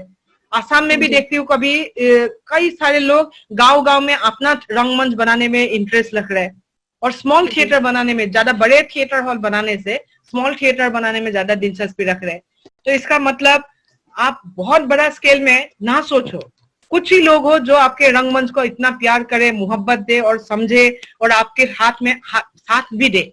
आई थिंक ये इकोनॉमिकली सस्टेन करना वाकई बहुत मुश्किल है। टिकट बेचते दिख नहीं पाते हम लोग, लेकिन मैं गुवाहाटी में जितना नाटक करती हूँ हर नाटक का टिकट लगाती हूँ और मेरा नाटक टिकट लगा के मैं बेचती हूँ और मैं उसको मेंटेन करती हूँ। तो मेरा बिजनेस अभी भी बहुत इकोनॉमिक स्ट्रगल है, फिर भी एक नाटक में मैं जितना पैसा इन्वेस्ट करती हूँ एज ए प्रोड्यूसर, वो पैसा मैं कुछ प्रदर्शन करके उसको पैसा वापस लाने में इंटरेस्ट रखती हूँ। सिर्फ वापस ही नहीं लाना है, साथ में मुझे प्रॉफिट भी लाना है और मेरे आर्टिस्ट को पेमेंट भी करना है। मैं अपने नाटक में जितना आर्टिस्ट काम करता है सबको समान टेक्नीशियन से लेके आर्टिस्ट तक सबको समान मैंने जो भी है, मतलब उनका मैं पूरा मूल्य तो नहीं बोलूंगी, जितना हो सके एक रेम्यूनरेशन मैं सबको इक्वली में देती हूँ। मेरा कुछ शो तक जितना पैसा लगाती हूँ उसका मैं एक बिजनेस की तरह भी देखती हूँ साथ में, क्योंकि अगर मैं 2 लाख लगाया 5 लाख लगाया तो वो पैसा वापस आए और साथ में मेरे कलाकारों को बराबर हर शो का पैसा मिले, भले वो कम हो लेकिन हर शो में उसका पैसा कितना होगा उसको एक फिक्स करके हम लोग देना मैं करना पसंद करती हूँ। मैम, अपने निर्देशन के साथ अभिनय भी किया। अगर आपको ये पूछा जाए कि निर्देशन में कोई एक बहुत सारे एस्पेक्ट है, उनमें से कोई एक एस्पेक्ट जो आपको बहुत इंस्पायर करता है, उसी तरह अभिनय में कोई एक एस्पेक्ट जो आपको बहुत इंस्पायर करता है कि इसलिए डायरेक्शन करना है, इसलिए एक्टिंग करना है? अभिनय तो बहुत कम ही किया मैंने, वैसे ही बहुत कम किया। मैं ऐसे ही कोलैबोरेटिव परफॉर्मेंस में कुछ इम्प्रोवाइज बेस मैंने कुछ इम्प्रोवाइज बॉडी बेस कुछ काम किया था, ना के बराबर मैंने काम किया। लेकिन अभिनय सिखाने में बहुत अभी दिलचस्पी आने लगा और बहुत सारी चीजें हैं जो सिखाया जा सकता है अभिनेताओं को, और बहुत सारी चीजें हैं जो हम सिखा नहीं सकते लेकिन उसको एक दिशा दिखा सकते हैं। आप इस दिशा से जाओगे तो ये जगह पे आप पहुंच सकते हो, और वो जगह पहुंचने के लिए आप ये चीजें आप कर सकते हो। तो बहुत सारे आपके सबसे ज्यादा इंटरेस्टिंग एस्पेक्ट लगता है मुझे एक्यूरेसी ऑफ एक्सप्रेशन। एक चीजों को आप कितना एक्यूरेट एक्सप्रेस कर सकते हो। आप कितना रोना है भाई, आपको रोने दिया तो कितना रोना है भाई, कैसे रोने से इसका इम्पैक्ट जाके ऑडियंस में पड़ेगा और कितना होना है। How to calculate this accuracy of expression that I learned from this, this Prasannaji's book about this Indian method of acting, contemporary method of Indian method of acting. उस बुक में उन्होंने बहुत अच्छा से एक्सप्लेनेशन किया। उन्होंने और एक बात उसमें लिखा, कर्म कारण। हर कर्म के पीछे एक कारण, जो वेस्टर्न थ्योरी में भी पढ़ाया जाता है। कर्म कारण, logic behind every action that you do on stage और इन ए फिल्म। आप उसके समय पे काम करते समय क्या है वो कर्म कारण क्या है, आई थिंक ऐसे बहुत सारे एक्सपेक्ट है। इनर अनब्रोकन कंटिन्यूअसली आप एक चीजों में इन्वॉल्व रहना, उस चीजों से आपको बाहर ना आना और उसको इन्वॉल्व होके रह के उसमें से कुछ खोज के निकालना, कुछ ढूंढ के निकालना, फिर again and every moment creating some surprise. I think कुछ दिन पहले मैंने पंकज त्रिपाठी का एक इंटरव्यू देख रहा था, बहुत अच्छा से, वो बहुत यंग एक्टर है और बहुत अच्छा से उन्होंने एक्सप्लेन भी किया है। चार्ली चैपलिन जी का एक्सप्लेन उदाहरण देके उन्होंने बोला है, देखो उसने बोला है कि देखो हम ब्रश करेंगे तो भाई कोलगेट में जब हम पेस्ट लगाते हैं, एक शॉट में देखते हैं, मंच पे हम देखते हैं, तो ये एक्सपेक्ट किया जाता है भाई इसके बाद तो ब्रश टीथ पे ब्रश करेंगे ना, मुंह पे जाएंगे और ब्रश करना शुरू करेंगे। तो but as an actor how you create surprises, you know, आपका काम है, आपका जर्नी है, आपका एक्शन दिया गया है, आप पेस्ट निकाल के ब्रश में लगाओगे, उस ब्रश से आपको ब्रश करना है। भाई ये सुन के तो कोई भी कर लेगा, ये सुनने के बाद आप, मैं, हर कोई कर लेगा, कोई भी इंसान, दिस इज कॉमन सेंस। अभी आपका एक्टर का जॉब यहाँ बनता है, how you will do it. If you are an actor then you will establish a different way of doing it, not a different way, a unseen और a new way of doing it. वो शायद हम लोगों को देख के हम लोग उसके प्रति आकर्षित हों, एक इंटरेस्ट पैदा करे और जिज्ञासा बढ़े उस कहानियों के प्रति, उस कहानी के प्रति। तो वो जो चैलेंज है, एक गिवन एक्शन है, उसको आप किस तरह से करोगे। तो ऐसे बहुत सारी चीजें जो बहुत इंटरेस्टिंग है और हर दिन खोजते रहते हो तो भी उसकी खत्म नहीं होते। ऐसे डायरेक्शन में कौन कौन से एस्पेक्ट है जो आपको बहुत प्रेरित करते हैं?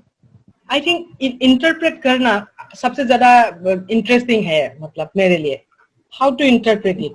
कोई भी एक नाटक आप उठाते हो, उस नाटक को आप कैसे इंटरप्रेट करने वाले हो और आप कैसे जस्टिफाई करोगे। आप, मैं अभी एंटीगोनी मेनिया करके कर रहे हो, उसको बहुत लंबा प्रोसेस है। सोफोक्लिस का जो ग्रीक नाटक है उसमें से भी मैंने कुछ लिया और उसका एक बहुत मशहूर फ्रेंच एडेप्टेशन है जहाँ अनुई जी का, तो उसमें से भी मैंने लिया है और बहुत कुछ मैंने अपने से भी क्रिएट किया और उसका नाम मैंने रखा एंटीगोनी मेनिया।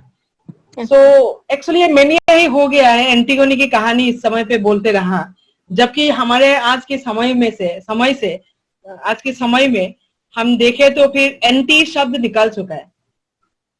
हम किसी चीजों के प्रतिवाद करने का कोई जगह नहीं रह गया है अभी। तो ऐसे समय पे एंटीगोनी करना तो मेरे लिए एंटीगोनी मेनिया ही होता है। सो उसको मेनिया है, बस उसको बोलना है, उसको बिना बोले रहा नहीं जा सकते, बिना प्रतिवाद की गाथाएं ना बोल के हम रह नहीं सकते। तो इसीलिए स्ट्रगल और उसके प्रतिवाद और एक समाज की एक नए रूप देखने का जो खोज है, उसको पुराने प्ले को लेके उसको कैसे हम इंटरप्रेट करें, वो मेरे लिए बहुत चैलेंजिंग है। इस तरह से मैंने कुछ काम किया है। एक तो एंटीगोनी मेनिया के बारे में बोला, देन कुछ साल पहले मैंने द चेरी ऑर्चर्ड किया था, उसका एक उस टेक्स्ट के बीच में से खोजने के लिए कोशिश किया। अभी रिसेंटली मैंने बॉइल्ड बीन ऑन टोच बोल के राष्ट्रीय नाट्य विद्यालय के 3rd ईयर स्टूडेंट के साथ एक प्रदर्शन किया, एक नाटक किया। उसमें भी काफी सारे चीजें हैं जो हिडन चीजें हैं, वो खोजने में भी इंटरेस्टिंग लगता है। टेक्स्ट कुछ बात कह रहा है, उसके बियॉन्ड भी राइटर एक्चुअली क्या बात कहना चाहता है। आज आप और हम बात कर रहे हैं और हम दोनों जब बात कर रहे हैं, ये एक फॉर्मेलिटी है और हम पता नहीं आप क्या जानना चाहते हैं और मैं भी क्या बोलना चाहती हूँ, ये जो एक खोजबीन है, पता नहीं, ये बहुत एक इंटरेस्टिंग रहता है। हर बार किसी से एक ही तरह का बातें करते हैं और हर बार अपने कामों में एक नई चीजें उसको एक्सप्लेन करके समझने के लिए कोशिश करते, मैंने किया और क्या नहीं किया, उस समय पे मैं और क्या कर सकते थे। एक प्रक्रिया रहते हैं understanding and explaining socio political situations, वो मेरे लिए बहुत इंटरेस्टिंग है।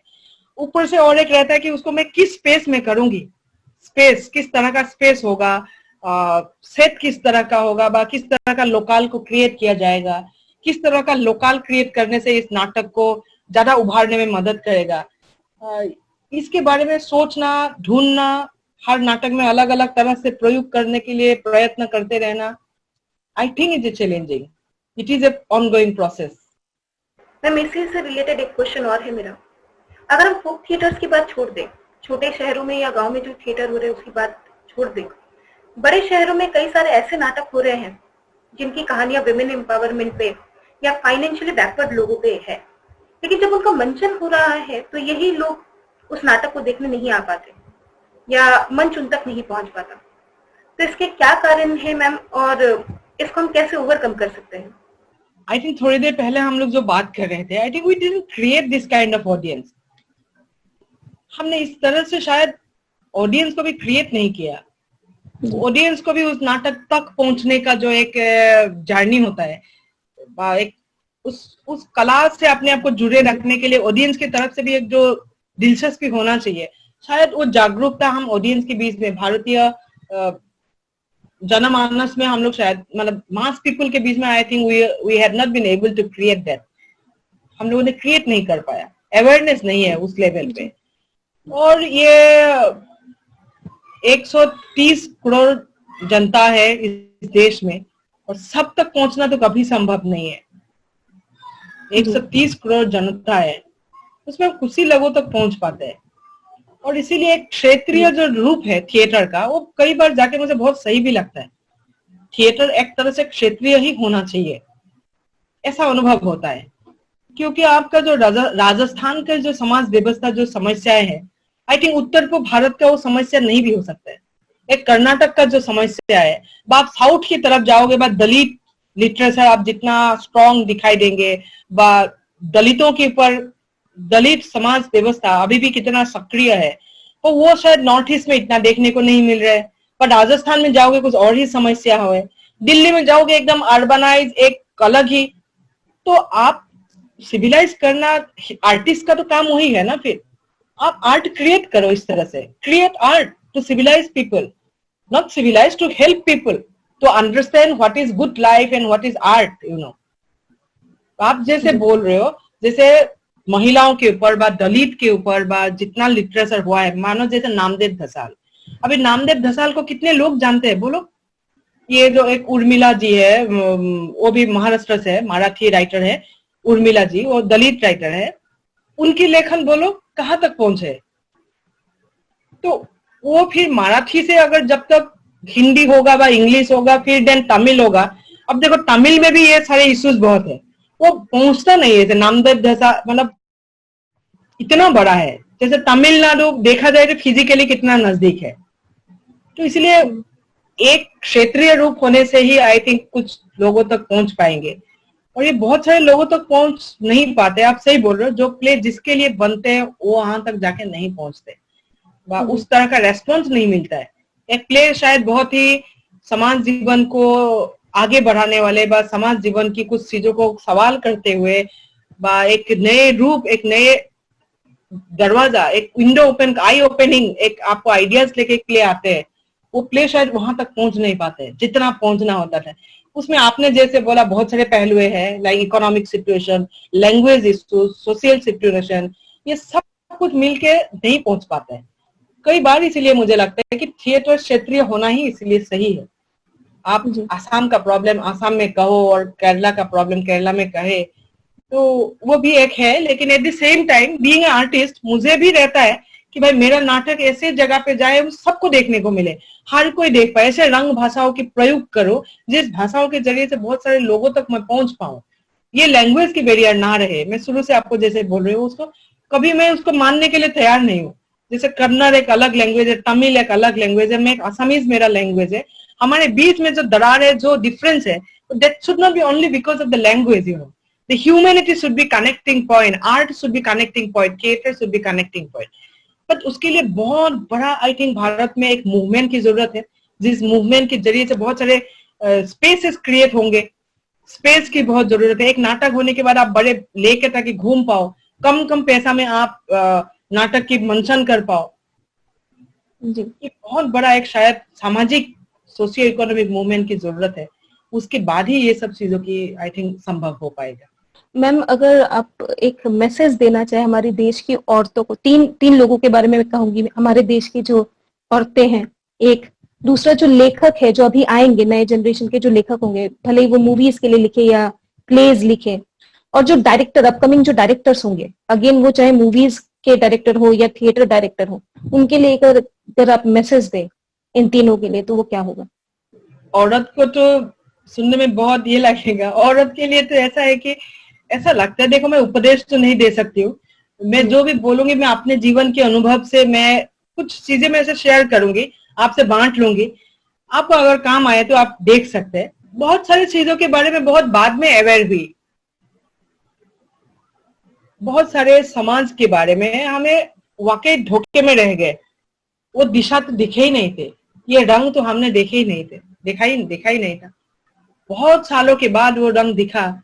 अब भी लगता है कि वो चीजें अगर बहुत पहले समझ में आता है तो शायद मेरा आर्ट का रूप शायद अब बदल सकते थे। इसमें मैं एक छोटा सा उदाहरण देना पसंद करूंगी फिर से। मेरा एक फ्रेंड है Tina Rosesberg, she is in Finland, she teach in Stockholm Norway, वहां की यूनिवर्सिटी में 6 से महीना पढ़ाती है।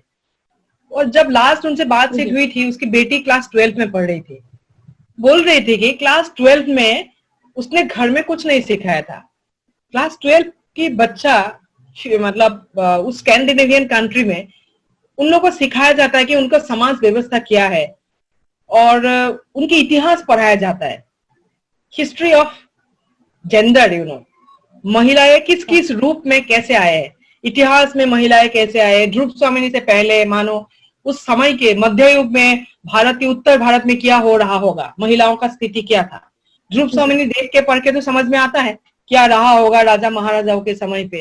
तो इस तरह से अलग अलग जगहों पे क्या रूप है, पुराने रूप को दिखा देते हैं उन लोग।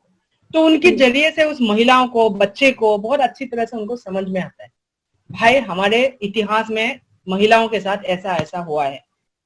तो उन्होंने जब आगे बढ़ेंगे क्लास 12 के बाद, तो मुझे वो बता रही थी कि क्लास 12 में आके उनकी बेटी घर में पूछ रही थी, मम्मा हमारे दादी नानी के साथ ऐसा हुआ करता था, नानी नानी के साथ, नानी की नानी के साथ क्या हुआ होगा, अच्छा वो उस समय पे था, उस सेंचुरी में क्या हो रहा होगा।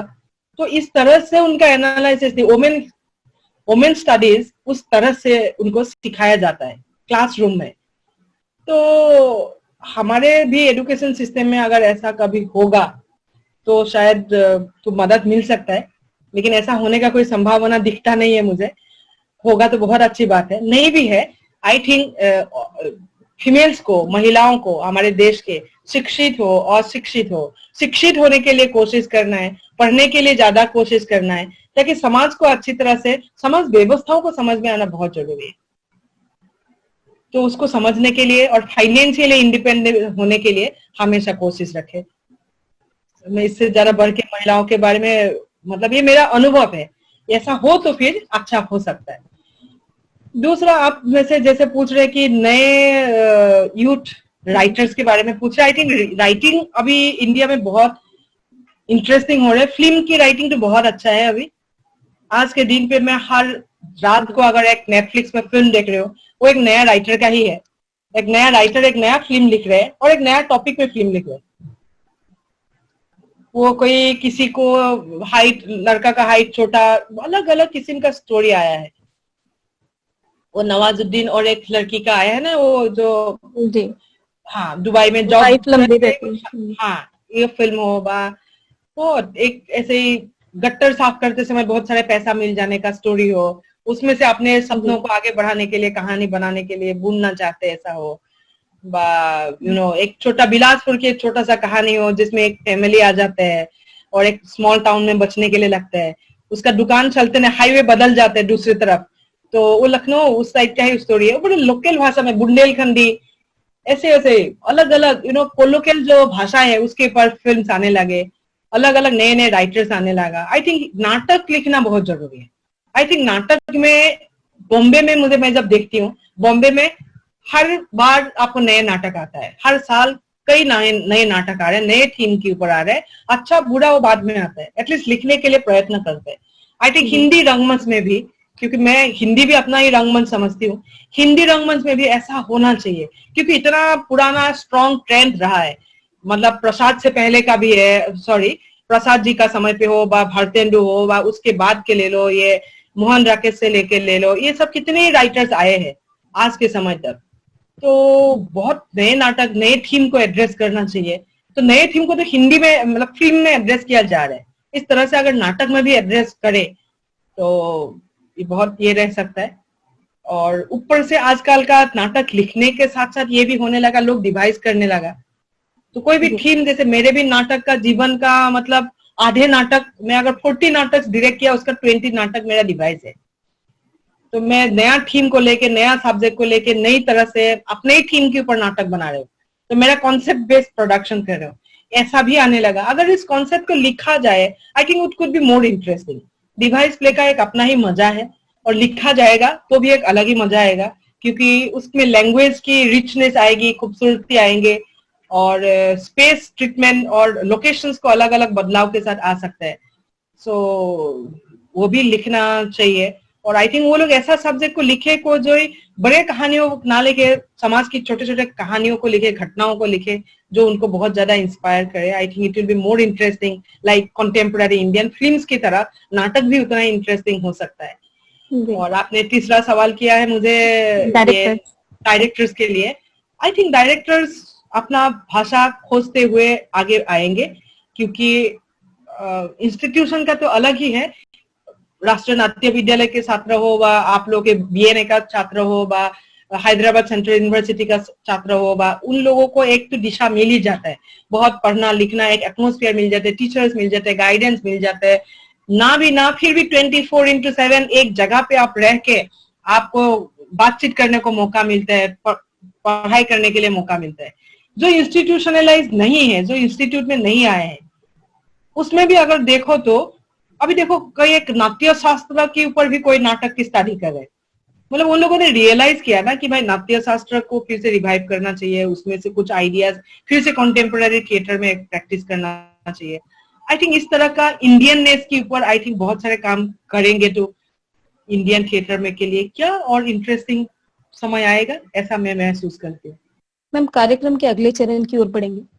भारतीय हिंदू नाट्य अकादमी के जो वर्तमान छात्र छात्राएं हैं, जो यहाँ से पास करने के बाद अपने अपने करियर की ओर बढ़ेंगे, कुछ थिएटर की तरफ रुख करेंगे, कुछ मुंबई की तरफ रुख करेंगे, उनके लिए आप क्या मैसेज देंगी? वो बहुत अच्छा से पढ़ाई करे। जो 2 साल वो लोग वहां पे रहते हैं, खूब बहुत अच्छा तरह से उनका शेड्यूल्स मिले, क्लासेस उनको रेगुलर नियमित रूप से मिलते रहे, और अच्छा टीचर्स मिले। पढ़ाई के बाद के लिए मैं ये बोलूंगी, और लोग जब बाहर जब काम करने के लिए वो लोग जाते हैं तो वो चैलेंजेस को अपना ले।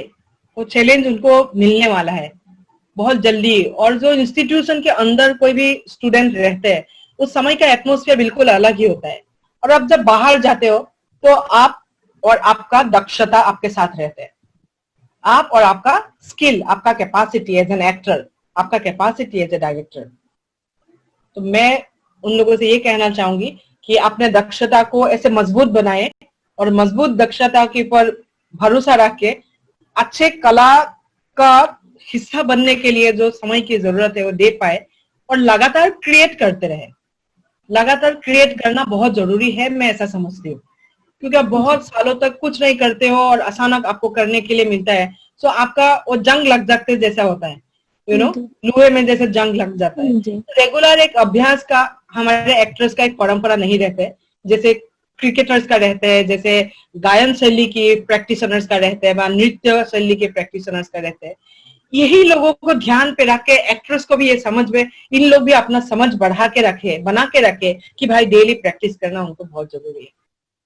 प्रमुख सचिव संस्कृति विभाग श्री जितेंद्र कुमार जी और निदेशक भारतीय हिंदू नाट्य अकादमी श्री रमेश चंद्र गुप्ता जी की संयुक्त पहल है रंग समागम, जिसके जरिए हम आप जैसे कला जगत के विशेष विभूतियों के साथ जुड़े रहे हैं। मैम, हमारे रंग समागम के लिए आपका कोई मैसेज? ये बहुत अच्छा कार्यक्रम है। इस तरह से मुझे आप लोगों से बात हुआ, मेरे अपने कामों को भी दोबारा से एक बार देखने के लिए मौका मिला। तो इसके जरिए से मैंने भी, ऐसे नहीं है आप लोगों को मैंने सिर्फ बोला, इसके जरिए से मेरे भी अपना आत्मा मंथन हुआ है, अपने आप को समझने के लिए और एक बार प्रयास में करती रही। आई थिंक मेरे जैसे और जितनी कलाकारों को भी आप लोग इस मंच पे लाएंगे, उन लोगों को भी इस तरह का एक अनुभव रहेगा, जिसके जरिए से एक आदान प्रदान का जरिया बने रहते हैं और एक तरह से संयोग, एक कम्युनिकेशन बनता है। ये बहुत जरूरी है। और दूसरा एक तरह से इंस्पिरेशन भी है, अनुप्राणित भी कर रहे हैं। ये पैंडेमिक के समय, एक महामारी के समय सब लोग बाहर है, सिर्फ कलाकार और छात्र घर में है। ये भी सोचिए हम लोग का विडंबना किस रूप में है। आज हम लोग हंस के बात कर रहे हैं, लेकिन सोच के देखिए कि हम लोग कितना दिन से प्रैक्टिस नहीं किया, रिहर्सल नहीं किया। मेरे स्टूडियो बंद पड़ा हुआ है, 2 एम्प्लॉय है उसमें, हॉल में फीस दे रही हूँ, उसको मेंटेन कर रही हूँ, ये उम्मीद से कि एक दिन अच्छा दिन आएगा, फिर से मेरा स्टूडियो ओपन होगा। तो जो प्योर कलाकार है हमारे जैसा, सिर्फ कला के भरोसे में, कला ही हमारा पेशा है, कला ही हमारा निशा है, तो हमारे लिए बहुत मुश्किल है। तो इस समय पे रमेश चंद्र जी और आप लोग के सहयोगी लोग आके ऐसा एक कार्यक्रम क्रिएट करें, एटलीस्ट हमारे अपने कामों को दोबारा और एक बार देखने के लिए मौका दिए। मैं बहुत बहुत शुक्रगुजार हूँ, धन्यवाद देती हूँ। और ऐसा कार्यक्रम आप लोग और आगे बढ़ाते रहिए, अलग अलग तरह से उसका श्रृंखला बनाइए।